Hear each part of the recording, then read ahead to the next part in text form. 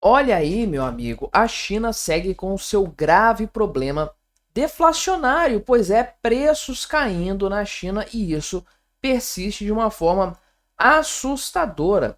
A China quer porque quer fazer a inflação voltar a subir, o que seria um indicativo de demanda aquecida, mas não tem demanda aquecida na China. O país depende desesperadamente do mercado interno para tentar se manter, para tentar se estabilizar economicamente, uma vez que todos os outros planos falharam, negócio de setor imobiliário falhou, exportações falharam, entupir os portos com carros elétricos, nada disso está dando certo para segurar a economia chinesa.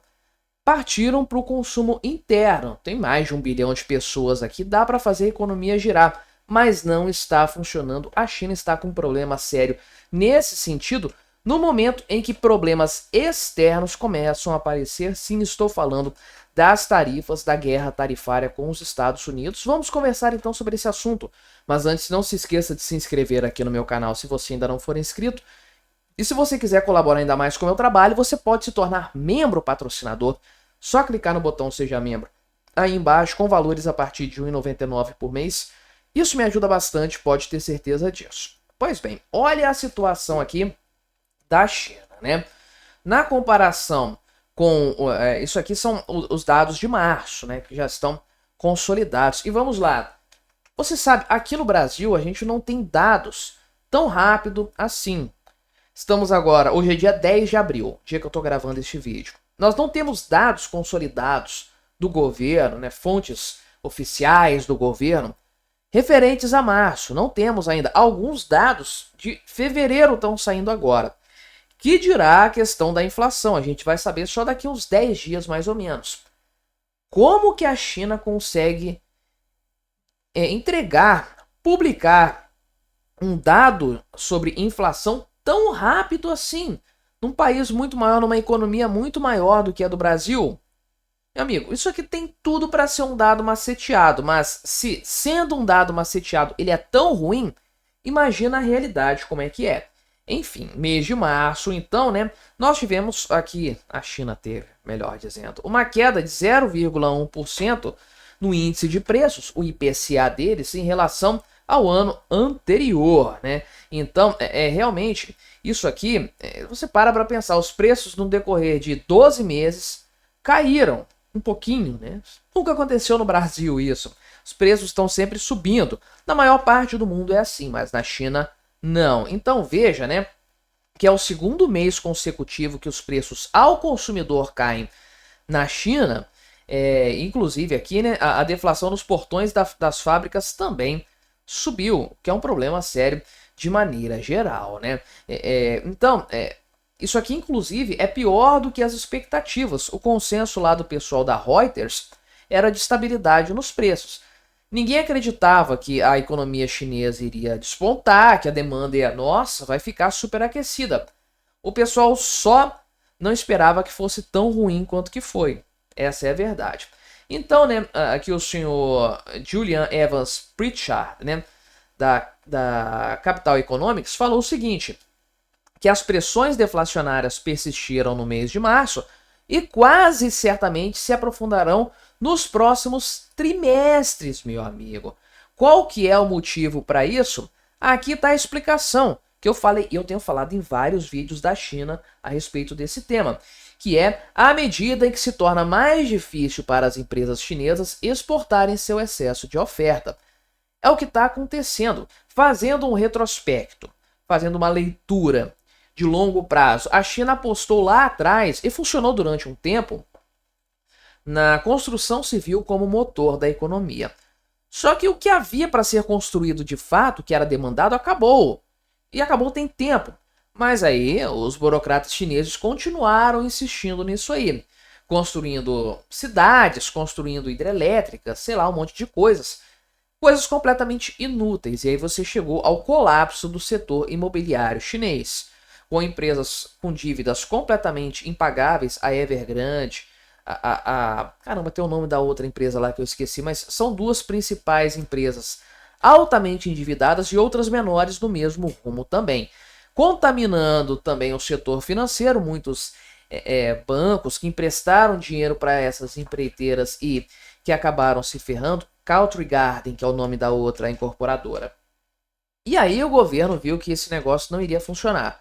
Apostou nas exportações. Aí a gente viu, últimos 2 anos, os portos do mundo inundados com produtos chineses. Até o porto aqui de Tubarão estava cheio de troços chineses também. Mas outros portos aqui do Brasil, inclusive, né? Europa lotada de carros chineses que ninguém queria comprar. Um excedente de exportação para maquiar os dados do PIB. Só que isso também é insustentável. Então, o que você tem agora, e é a catástrofe das catástrofes, você tem as indústrias chinesas abarrotadas de produtos que elas não têm para quem vender fora da China e precisam desovar isso dentro da China. O que fazer com esse excesso de oferta? Exatamente, reduzir os preços. Isso poderia não ser um grande problema se a demanda estivesse aquecida. Mas a demanda não está aquecida, muito pelo contrário. O governo chinês está dando pacote atrás de pacote de incentivo para o pessoal trocar eletrodoméstico, para o pessoal comprar coisas, gastar dinheiro no mercado, circular a economia. E o povo não compra. As pessoas não estão indo às compras. Então você tem um excesso de oferta por causa desse incentivo, essa pressão do governo para que as indústrias fabricassem mais, para tentar exportar isso e fazer o PIB crescer. Então você tem oferta excedente de um lado e uma demanda em queda do outro. O que vai acontecer? Os preços vão despencar de maneira geral. Então veja aqui, né, que o índice de preços ao produtor, pior ainda, um cenário pior ainda, caiu 2,5% nessa janela de 12 meses, que é a leitura mais fraca em 4 meses. Uma piora considerável de fato, né? E aí, enfim, o pessoal diz aqui que tem a questão da baixa demanda de energia, né? Porque o inverno está acabando, isso acaba impactando e nas coisas, né? Meu amigo, não é assim que a banda toca, não é assim que as coisas funcionam. A verdade é, em qualquer cenário saudável, você poderia imaginar que uma deflação é algo positivo. Aqui no Brasil a gente está doido para ver uma deflação, para ver preços caindo. Mas num país como a China, a coisa funciona de uma maneira diferente. Por quê? Não dá para você ficar levando muito em consideração coisas como base monetária, como expansão fiscal, embora a expansão fiscal na China seja muito grande. Mas o grande ponto é: o governo está aumentando o seu endividamento na China. Quando isso acontece aqui no Brasil, você tem inflação, você tem aumento de preços, porque o dinheiro está circulando. Mesmo com isso, os preços estão caindo na China. Olha a situação, olha o problema. Estamos falando nitidamente e claramente de um problema de economia em crise de confiança interna. O povo não acredita mais que a economia do país vai ser sustentável no longo prazo. O que as pessoas fazem? Compram menos, gastam menos, poupam mais porque não se sabe o dia de amanhã. E é exatamente esse o cenário que hoje a China está enfrentando. Só que o governo chinês não tem alternativa. A última cartada dele é o mercado interno. São uns 1 bilhão e 200 milhões de chineses consumindo para fazer a economia girar. Agora, com esse tarifaço do Trump, a coisa piorou ainda.